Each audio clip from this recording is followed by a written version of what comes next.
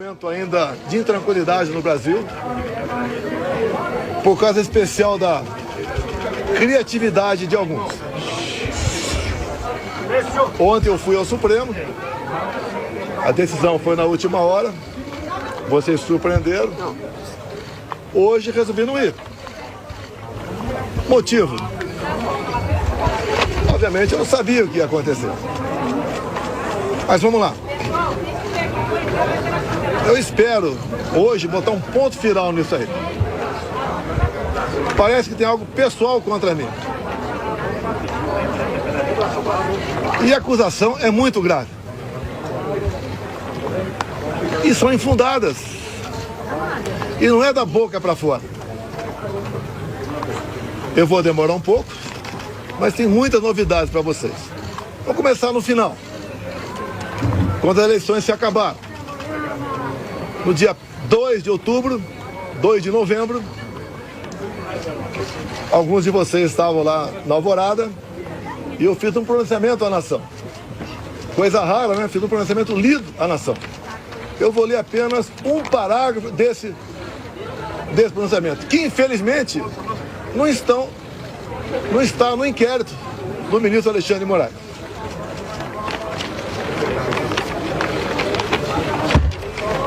Lá, o terceiro parágrafo, bem curtinho. As manifestações pacíficas sempre serão bem-vindas, mas os nossos métodos não podem ser os da esquerda, que sempre prejudicaram a população, como invasão de propriedade, destruição de patrimônio, cerceamento do direito de ir e vir. Ato contínuo, começamos a transição. Alguns dias depois desse pronunciamento, os caminhoneiros começaram a obstruir vias pelo Brasil. Eu fiz um vídeo pedindo para que eles se desmobilizassem. Eu não tinha intenção nenhuma em parar o Brasil, criar o caos, ou estava pensando em outra coisa. Eles cumpriram esse pedido meu. Durante a transição, conduzida pelo senador Ciro Nogueira, tive um encontro no começo de dezembro, no Alvorada, com o escolhido futuro ministro da Defesa, José Múcio. Ele foi pedir um apoio para mim, para que tivesse mais acesso aos respectivos ministérios. No dia seguinte, ele foi atendido em tudo. Voltou depois a entrar em contato conosco e pediu que eu nomeasse os comandantes militares indicados pelo presidente eleito Lula da Silva. Foi que eu fiz. Em dezembro, nomeamos 2 comandantes. O outro saiu mais no final. Atendi ao presidente Lula. Se tivesse qualquer ideia de força, não deixaria os comandantes do Lula assumir. 30 de dezembro de 22, o dia que eu viajei para os Estados Unidos. Mas, antes de viajar, eu fiz uma live que, lamentavelmente, não estão nos inquéritos do senhor Alexandre de Moraes. Como hoje eu vi na mídia, já que não estava lá, advogados reclamando de um vídeo que ele botou, mostrando a parte mais agressiva, vamos assim dizer, do quebra-quebra. E quando se fala em quebra-quebra, o próprio Zé Múcio, há pouco tempo, no programa Roda Viva, falou que o que aconteceu de 8 de janeiro não foi golpe. Como o ex-presidente Temer falou a mesma coisa. Como o ex-ministro Jobim também falou. Depois ele voltou atrás. E na verdade, o resumo que eles falaram é o seguinte: golpe tem povo, mas tem tropa, tem armas e tem liderança.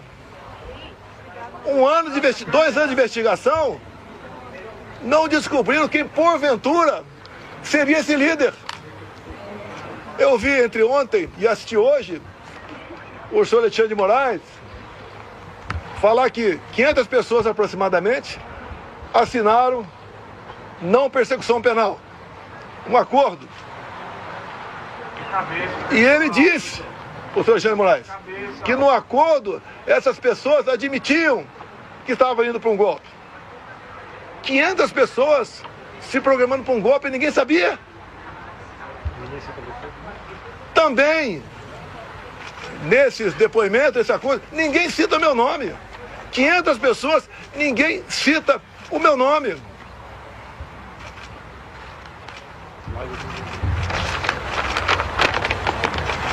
Vamos aqui para a live de 30 de dezembro, o dia que eu viajei para os Estados Unidos. Um pedacinho bem curto aqui, mas lamentavelmente as imagens não estão no inquérito do Alexandre Moraes. Ele bota o que ele quer lá. Por isso, seus inquéritos são secretos ou confidenciais. Da live. E repito, em nenhum momento fui procurado para fazer nada de errado, violentando, seja o que for. Eu entendo que fiz a minha parte. Estou fazendo até agora a minha parte. Hoje são 30 de dezembro. Até hoje eu fiz a minha parte dentro das 4 linhas. Não vamos achar que o mundo vai acabar dia 1º de janeiro. Vamos pro tudo ou nada. Não! Não tem tudo ou nada. Inteligência. Mostrar que somos diferentes dos outros. Nós respeitamos as normas, as leis, a Constituição. Nós sabemos dar valor à liberdade. Talvez isso seja o de mais importante. Mas o pessoal deve perguntar, por que estado de defesa? Lá atrás foi discutido estado de sítio. Você deve se lembrar, na matéria do Green Globe, que passou para a Folha de São Paulo, áudios. Um dos áudios dizia, carregue num 4-2. Eles estavam na dúvida do que me acusar. Estavam na dúvida. Ele achou naquele momento que era melhor falar que queria dar um golpe usando o artigo 142 da Constituição. E agora, entre ontem e hoje, palavras do ministro relator, ficou convencionado por ele, estado de defesa. E o decreto estava pronto para assinar. Seria então, se eu assinasse, o início do golpe. Segundo o ministro relator, configurou-se o golpe a partir desse momento. Mas, antes de hipotética assinatura de um decreto de estado de defesa, como está no artigo 136 da Constituição, o presidente da República tem que convocar os conselhos da República e da Defesa. Aí seria o primeiro passo. Não adianta botar um decreto na frente do presidente de estado de defesa e assinar, está resolvido. Não convoquei os conselhos da República e da Defesa.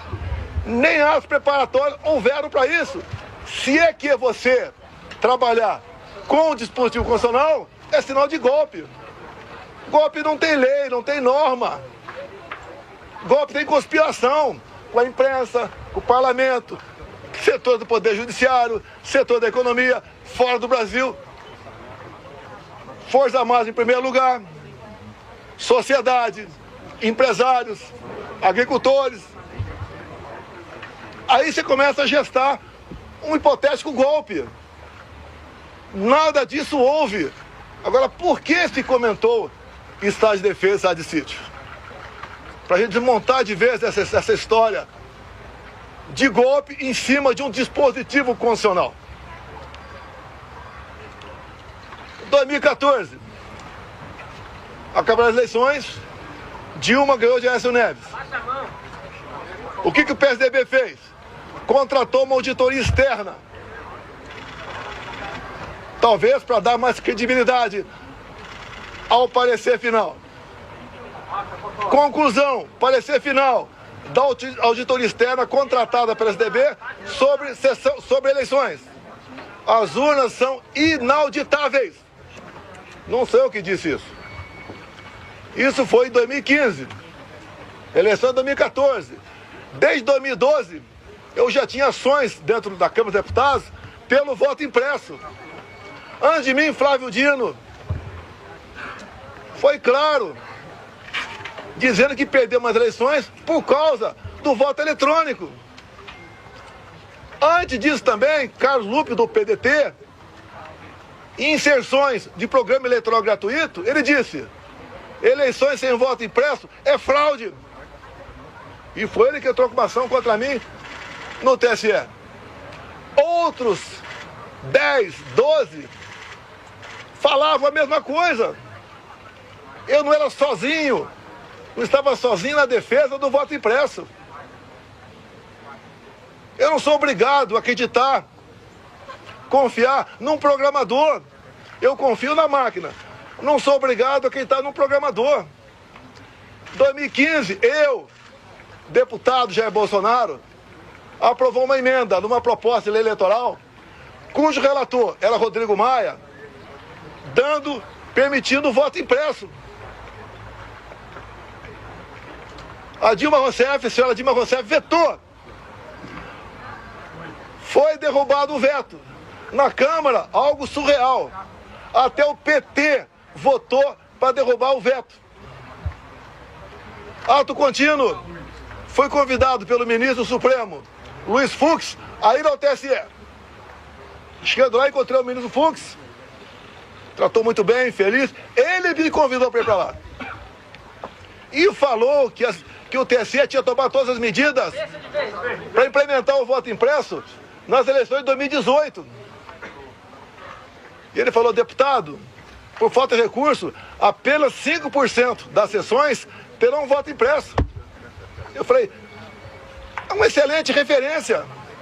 É mais número de eleitores do que uma pesquisa. Eu só faço um pedido para o senhor: pulverize as urnas. Ele falou: já está programado, serão pulverizadas. O TSE começou a preparar. Tem um vídeo do ministro Gilmar Mendes, ministro Barroso, elogiando a nova urna eletrônica com a impressora do lado. Bem, poucos meses depois, por 8-3, o Supremo Tribunal Federal disse que a urna era inconstitucional. Essa ação foi proposta pela senhora Raquel Dodge na época, chefe do MP. Porque a impressão do voto, segundo o Supremo e ela, segundo o Supremo e ela, a impressão do voto colocava em risco a segurança das eleições, o sigilo do voto. Esses foram os argumentos. Deixo claro que na Venezuela só foi possível detectar fraude o ano passado por causa do voto impresso. Foi a primeira vez que a Venezuela adotou o voto impresso. Por que a Venezuela fez isso? Já que o sistema eleitoral deles era exatamente igual ao nosso. Porque houve um momento que o governo Biden queria comprar petróleo da Venezuela. E não podia comprar o petróleo sem nada em troca. Então foi feito um acordo, governo Biden dos Estados Unidos, governo Maduro da Venezuela e oposição. E impuseram então o voto impresso.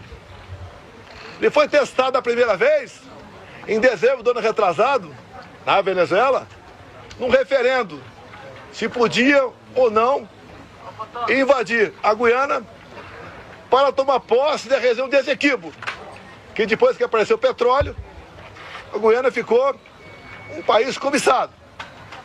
E o Maduro, quando foi votar no referendo, falou: aqui você vota sim, sim, sim, sim, papelzinho, não é igual a outro país, é papelzinho dentro da urna. E o Maduro aceitou por que o voto impresso?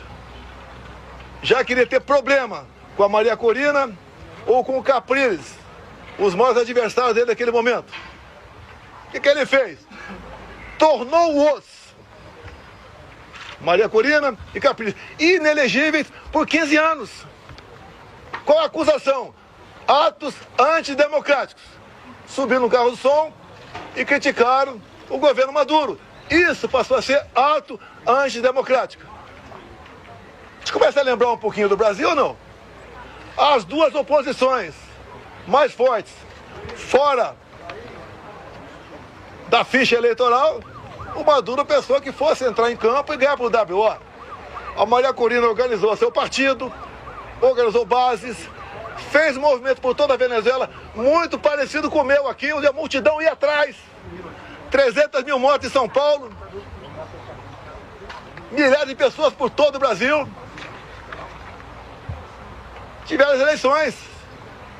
A Maria Corina se organizou, não vou entrar em detalhe aqui, se organizou. Quando começou a apuração, chegando na casa de 70%, o que o Maduro fez? Suspendeu. E logo depois, se autodeclarou eleito presidente da Venezuela, ou melhor, reeleito. Mas a oposição tinha boletim de urna, tinha atas. E essa questão se alastrou fora da Venezuela. Chegou-se à conclusão, então, que tinha havido fraude por parte do Maduro. E tinha que encerrar as eleições por ali, caso contrário, ia dar a vitória do Edmundo, o candidato da Maria Corina. E dali para frente vocês sabem a história. O governo brasileiro, o PT reconheceu a vitória do Maduro. O governo brasileiro, Lula da Silva já, não quis reconhecer. Houve um entreveiro entre ambos. O Maduro falou em certo momento: a sua justiça eleitoral reconheceu você vitorioso aí. A minha reconheceu aqui. Fique quieto ou vou falar. Palavra do Maduro. O voto impresso é um direito. Como a contagem pública de votos tem que ser feita. A Alemanha não aceitou o voto igual ao nosso. Presidente, sobre a decisão de hoje... Não. Desculpa aqui. Eu não vou atender, com todo respeito a você, não vou te atender aqui. Tá? Tá ok. Depois eu fico aberto a... Então o voto impresso, mais de 400 deputados derrubaram o veto em 2016 para 2017. Eles estavam atacando a democracia, quem votou para derrubar o veto, atentaram contra o Estado Democrático de Direito. Agora vamos num ponto nevrálgico aqui sobre o voto impresso. Quando acabaram as minhas eleições, a última agora, em 22, o meu partido peticionou o TSE. No dia seguinte, o ministro-presidente do TSE, Alexandre de Moraes, não aceitou, mandou arquivo e nos deu uma multa de 22 milhões de reais. Alguém já viu um advogado ser multado por aí? Por peticionar alguém do Poder Judiciário? Se ele tivesse recorrido, a multa poderia passar para 200 milhões.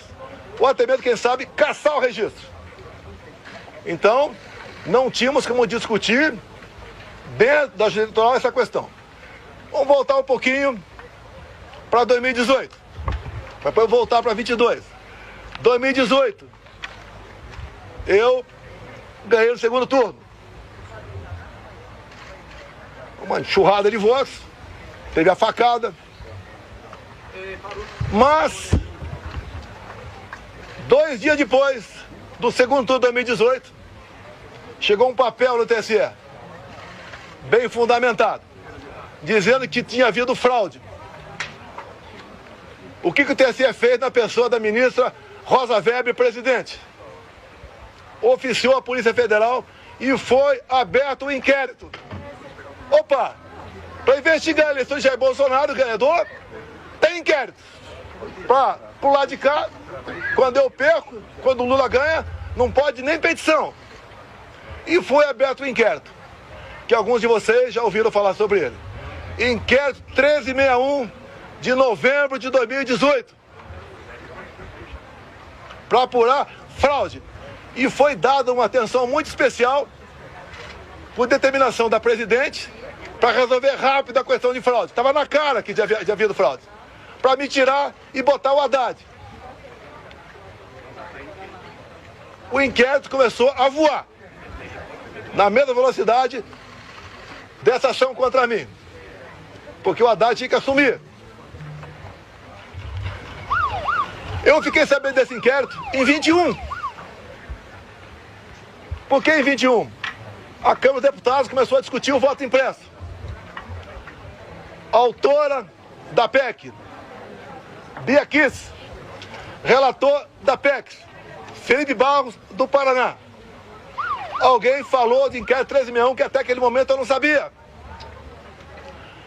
A comissão especial votou um requerimento e aprovou por unanimidade para buscar esse inquérito na Polícia Federal. E o Felipe Barros teve cuidado, quando pediu esse inquérito, se havia algo reservado, algo que tivesse alguma classificação sigilosa para não divulgar. A resposta do delegado, não.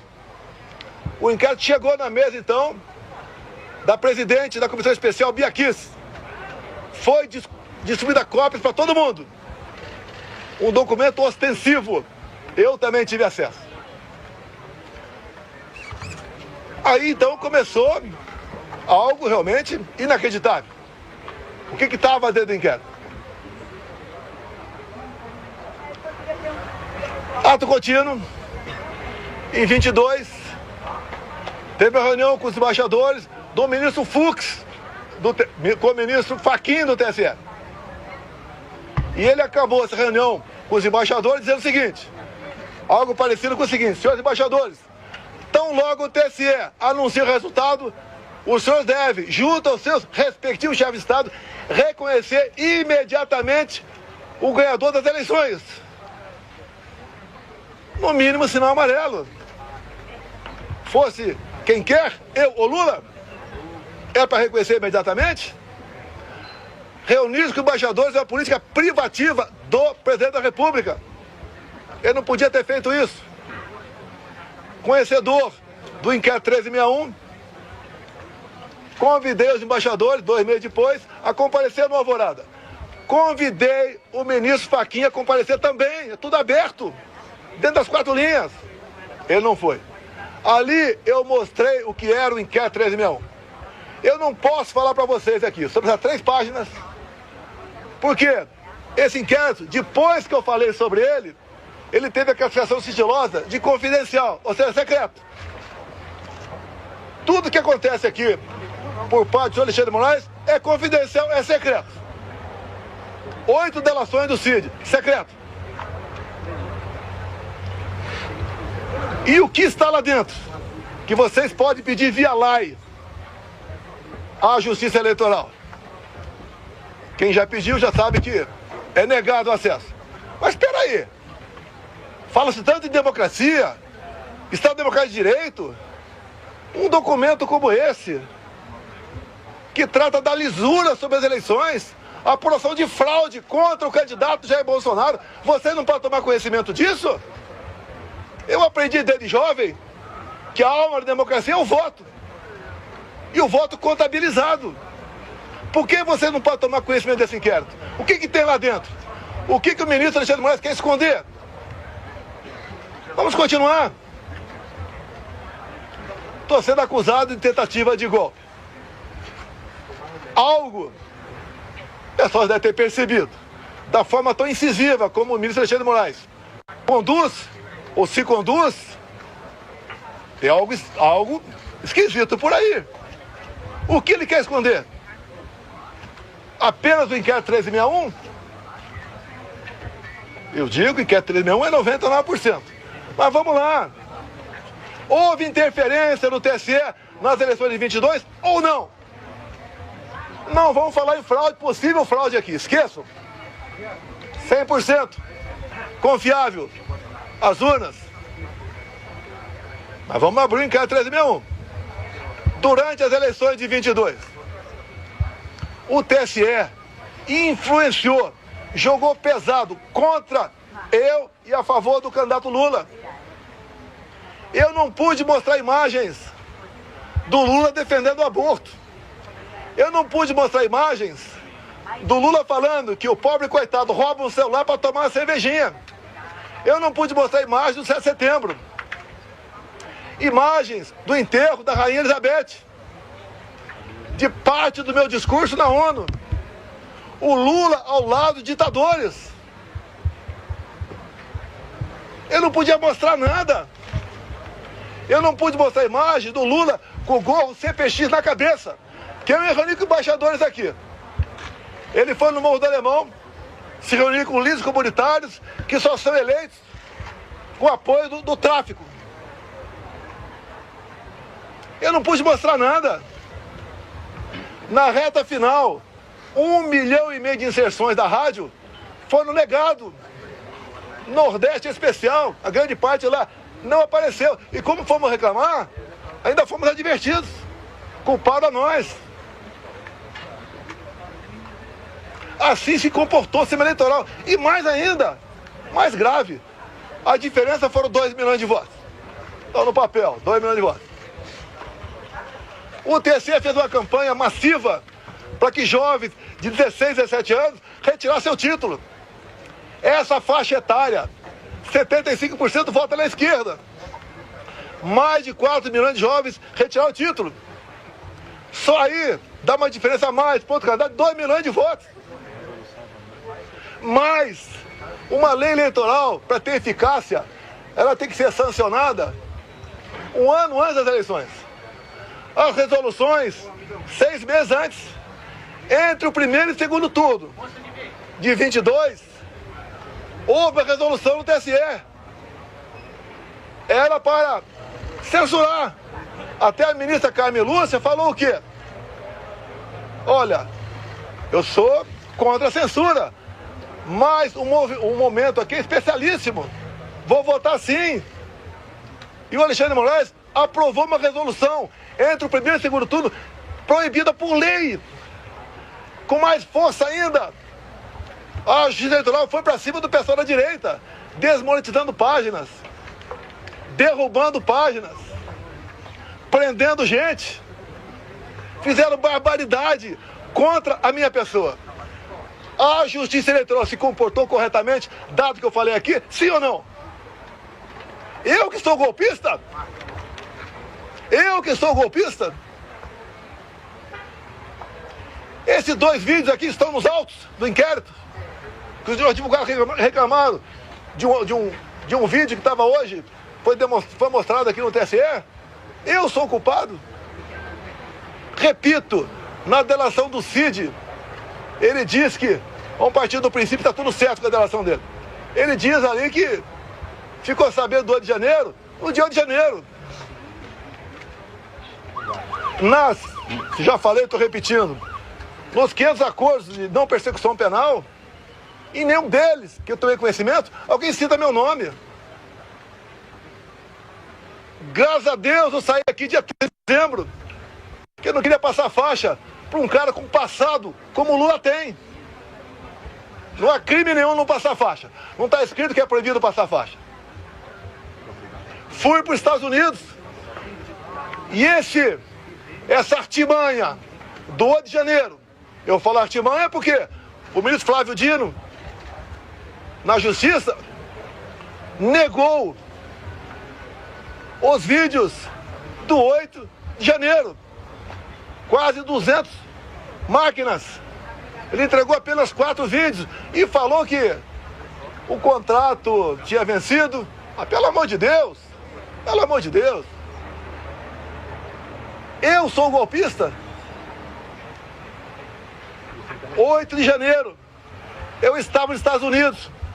Uma das 5 acusações contra mim é destruição de patrimônio, só se for por telepatia. Existia, fizeram pesca probatória, reviraram a vida de todo mundo, 3 buscas e apreensão em casa. Não acharam nada a meu respeito. O próprio Cid falou que os militares estavam de férias no início de janeiro.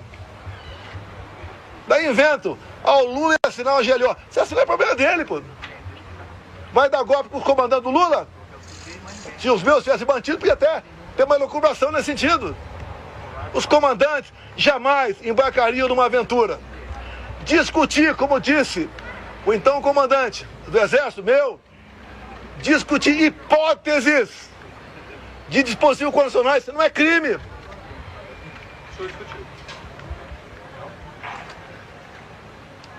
Você não vai me tirar do sério. Eu acho que a maioria já aprendeu aqui como é que eu ajo. quiserem tumultuar com você, é outra história, vou embora. Vou abrir a pergunta para vocês. Diz Alexandre de Moraes que o golpe começou dia 29 de julho de 21. Um ano e meio antes de acabar 22. E ele tinha que, para dar ênfase à historinha dele, tinha que acabar de 8 de janeiro. E como é que ele chegou 29 de julho de 21? Pegou de janeiro e começou a voltar. O que aconteceu nesse dia que vocês não ficaram sabendo?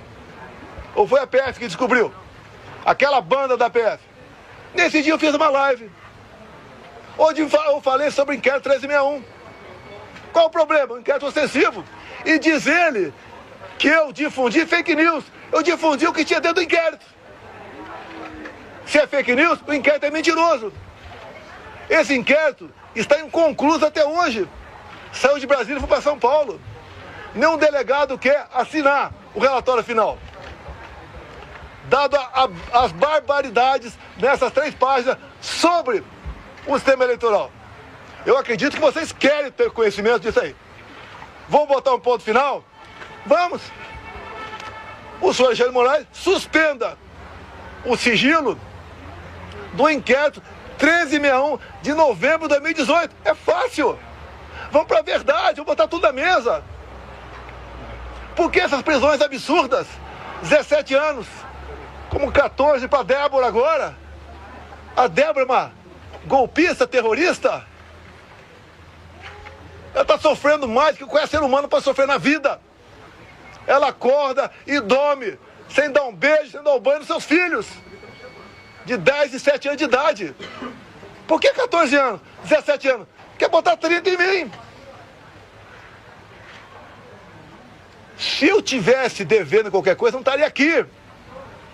Fui para os Estados Unidos, graças a Deus, que se tivesse aqui de 8 de janeiro, estaria preso até hoje. Ou morto. Que é o sonho que sei que é de alguns aí. Que eu preso vou dar trabalho. Não vai acontecer não, Deus está contigo, presidente. Então, aqui está grande parte, quase toda a verdade que interessa. Repetindo, 2 de novembro de 22. Quando eu falei com a imprensa, li um papel e começo dizendo que vão sentir saudade de mim, como estão sentindo hoje.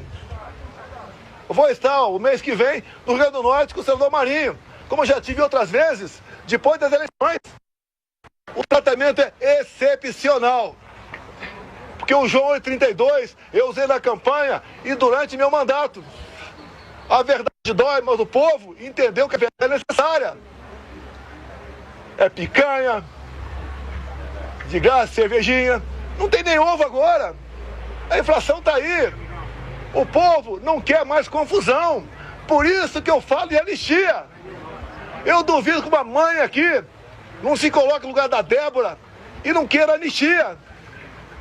Não encontrar nenhuma arma aqui. Eu estou sendo acusado junto com essas pessoas que foram presas. Tentativa armada. Que arma? Vai no Senado aqui. As armas apreendidas, estilingue, meia dúzia, mais nada. Que mais? Uma senhora com a Bíblia. Agora, as coisas aconteceram antes do pessoal que estava no acampamento vir para cá. Porque tem vídeo de pessoas comuns mostrando um cara sozinho quebrando tudo por aí. O próprio Lula tem vídeo dele falando: temos que saber quem deixou abertas as portas aqui do Palácio. Foi facilitado.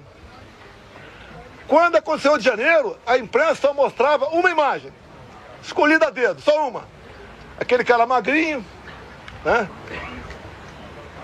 Com uma camisa, com a minha estampa na barriga, derrubando o relógio. Só mostrava isso. Alguns dias depois, o Lula estava fora do Brasil, acho que era a China, defendendo a mudança do padrão dólar. 3 dias depois, a TV CNN mostrou as imagens do G. Dias lá dentro. Junto com perigosos terroristas e golpistas, ele andando à vontade lá dentro. dorme aqui embaixo, no meu tempo, por volta de 60 militares. A maioria cabe soldado, armado. E aonde é qualquer negócio, ir pro pau, armado, um fuzil. Alguém viu algum soldado armado nesse dia? Facilitaram a entrada deles. Não resta mais dúvida tocante a isso. Comigo, até o ministro Fux falou hoje, né? Que teve um 7 de setembro que ele ficou preocupado. Daí ele falou, graças à Polícia Militar do DF, nada aconteceu. Naquela época, o ministro Fux falou comigo, eu era presidente. O ministro, fique tranquilo, o nosso pessoal não faz baderna. Quando acaba o movimento, não tem papel no chão. Se é na Paulista, não tem um vidro quebrado. Não tem um cesto de lixo incendiado. E numa boa. Sem problema nenhum. O que assusta um outro lado, quando se fala em sistema? Que comigo foi diferente. Deus me deu a segunda via e me deu um mandato.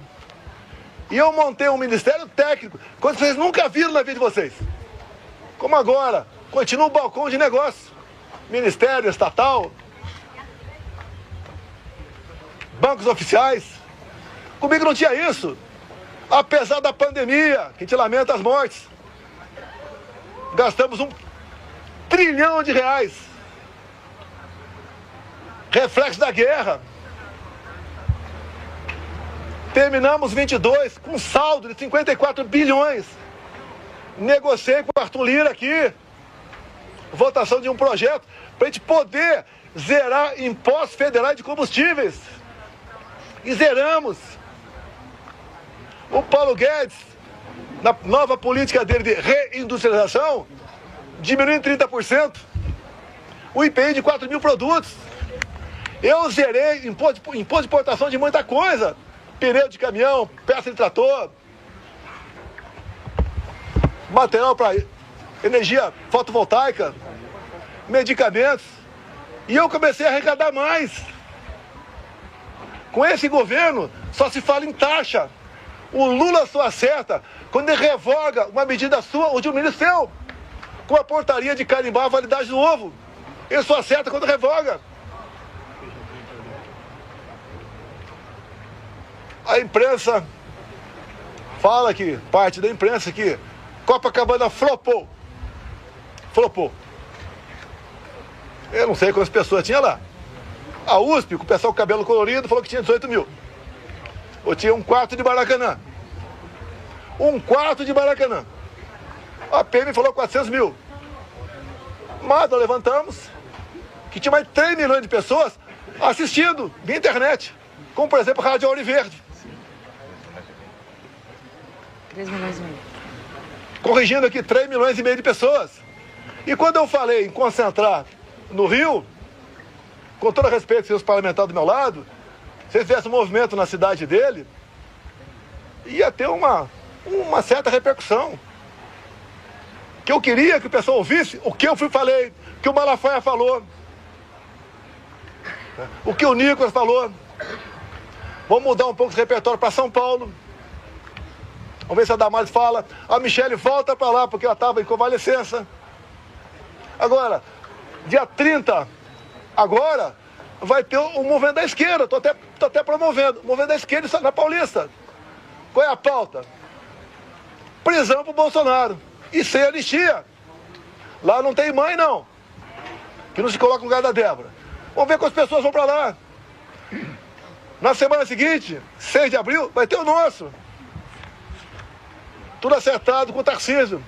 Devemos ter pelo menos 6 governadores. Mais de 50 parlamentares. Vamos continuar nessa luta da anistia. A anistia é perdão, é passar a borracha. É fazer o Brasil voltar à sua normalidade. Eu não quero confronto. Eu quero o bem-estar do meu povo. Não tenho obsessão pelo poder, tenho paixão pelo Brasil. E quando alguns falam inelegível, por que eu estou inelegível? Porque me reuni com embaixadores? Não foi com traficante no Morro do Alemão, não. Abuso de poder político? Qual voto eu ganhei junto a embaixadores? A outra inelegibilidade, abuso de poder econômico. Acabou aqui o 7 de setembro. com toda certeza, 1 milhão de pessoas aqui, parecia uma plantação de girassol amarelo. Deixei minha faixa, acabou o 7 de setembro, a estrutura dos palanques que estavam por lá de lá, subi no carro de som Cida Malafaia. E ali, eu fiz o pronunciamento. E que coisa ridícula. Por ocasião da votação da minha elegibilidade, o ministro Alexandre de Moraes, falando, inclusive, ele fez um coro de imbrochável. O que é isso? Eu falei para um cara que estava lá embaixo, aquela medalha minha, não foi no microfone. E se tivesse falado, qual o problema? Como agora tá um grito aí, quando qualquer lugar que eu vou, chip. Qual o problema? Qual o problema? Alguém viu corrupção com estatal comigo? Acabaram com os Correios. Viu o rombo do Banco do Brasil? Como é que era, por exemplo, Porto de Santos? Dava prejuízo anual de 500 milhões. O Tarcísio assumiu o ministério. Passou a dar lucro de 500 milhões. Para onde ia esse 1 bilhão de reais? Ia para o bolso de alguém. Que, obviamente, começou a trabalhar contra mim. Perdeu 1 bilhão por ano.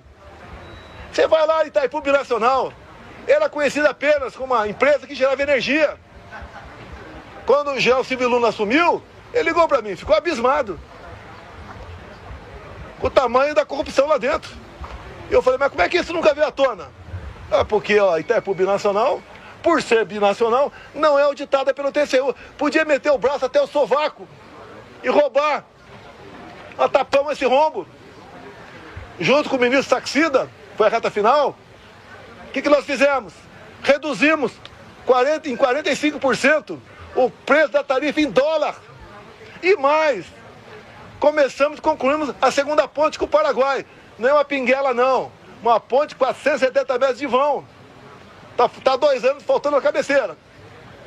Começamos a terceira ponte em Porto Murtinho, para a Bioceânica. Alongamos em 600 metros o aeroporto de Foz do Iguaçu. Levou água para o Nordeste. Vamos terminar Itaipu aqui. Atendi o governador Ratinho, asfaltando em 43 quilômetros. Também a pedido do Felipe Barros. Asfaltamos a Transboiadeira, 43 quilômetros. Atendemos, com pequenas obras de infra, mais de 50 municípios. O então secretário da Pesca, Jorge Seife, começou a tratativa com o Paraguai para nós praticarmos a piscicultura no Lago de Foz. A previsão era aumentar em 20% a produção de pescado no Brasil. Faltou o último passo, que mesmo para o nosso lado tinha que ter autorização do Paraguai. Mais um exemplo do estatal, que deixaram de meter a mão nela.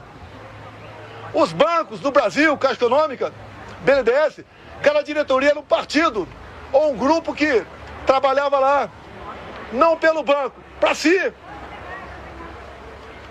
Eu tive uma vez, uma pessoa muito importante, né? Foi me visitar e tinha um problema no Banco do Brasil. Era um problema de quase 200 milhões de reais. E ver se eu podia resolver. Eu tomei conhecimento. Chamei o banco. Como acha disso? Ele falou, não dá por causa disso, disso. Acabou. Daí chamei o cara de volta. Eu falei, companheiro, desculpa, mas não dá por causa disso. Sabe o que ele me respondeu? Demita o presidente do Banco do Brasil. Era assim que as coisas eram tratadas no Brasil. Um momento marcante na minha vida. Tinha uns 15 mega empresários na minha sala. Daí um falou o que pra mim? Tô vindo do SPU. Pela primeira vez não fui achacado quando entrei lá. Olha como é que funcionou a Polícia Federal e a Polícia Rodoviária Federal. Recorde de apreensão de drogas e armamento. Olha o campo. Acabamos com a invasão do MST. Como? Armamento pessoal. Arma não mata. Tanto é que o povo, em grande parte, teve arma. E diminuiu em quase 30% o número de mortes por arma de fogo do Brasil. O Tarcísio foi um gigante. Acabamos com muitas balsas pelo Brasil. O Marinho levou água para o Nordeste. Com Saxida na reta final, acertamos toda a documentação para eólicas offshore na costa do Nordeste, para gerar o equivalente a 50 Itaipus. O Saxida acertou a documentação para a exploração de lítio na região mais pobre de Minas Gerais, que é o Vale de Quitinhonha. O Saxida também acertou a regulamentação para nós começarmos a explorar urânio lá em Santa Quitéria, Ceará. O que o Lula fez no final do ano passado? Teve aqui reunião do G20. Assinou 37 memorandos e acordos com a China. Esses acordos entregou o nosso urânio para a China. Acordos têm que passar pelo parlamento. E a comissão inicial é Relações Exteriores e Defesa Nacional.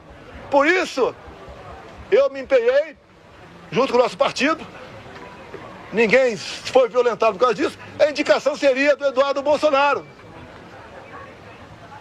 Com toda certeza, pressão de fora, bateu aqui dentro. O Lula quer botar o Brasil no colo da China. É só vocês da imprensa tomarem conhecimento dos 37 memorandos e acordos, até acordo satelital. O que o Lula quer? Quer uma internet dele. E a China aqui dentro. Não tem como esse país ir para frente. Não tem. É impossível esse país ir para frente. Temos potencial para dar um salto enorme. Por que não vai para frente? Grupelhos. E quando eu acabo com o loteamento, ou em grande parte, desses loteamentos, em estatais, em ministérios, em bancos oficiais, eu estou dando um golpe nessas pessoas que sempre se viveram na sombra do poder. Botamos um ponto final nisso. Se eu fosse um tido presidente, mané, né, como outro qualquer, ninguém está preocupado em processar. Me pinto agora nesse inquérito como o maior criminoso da democracia. Eu não interferi no TSE, o outro lado interferiu. Eu não soltei nenhum bandido para disputar a eleição. Eu não tornei nenhum bandido elegível, anulando condenações para poder disputar a eleição. Dá para entender uma união de Alckmin com Lula? Com tudo que eles foram do passado? Que constrangedor pro Alckmin ir num evento com Lula e cantar Internacional Socialista. O Alckmin pro Irã fica ao lado de 4 terroristas, 3 já foram eliminados. O Alckmin e Lula falar que o Hamas não é um grupo terrorista. O que eles querem fazer com a polícia militar agora? Numa PEC. Acabar com a polícia militar no Brasil. Não tem nada para dar acesso a esse país. Vou encerrando, abrindo para alguma pergunta. Presidente, o senhor teme uma eventual prisão agora que o senhor se torna o réu? Os advogados estão orientando aqui a não dar... Não,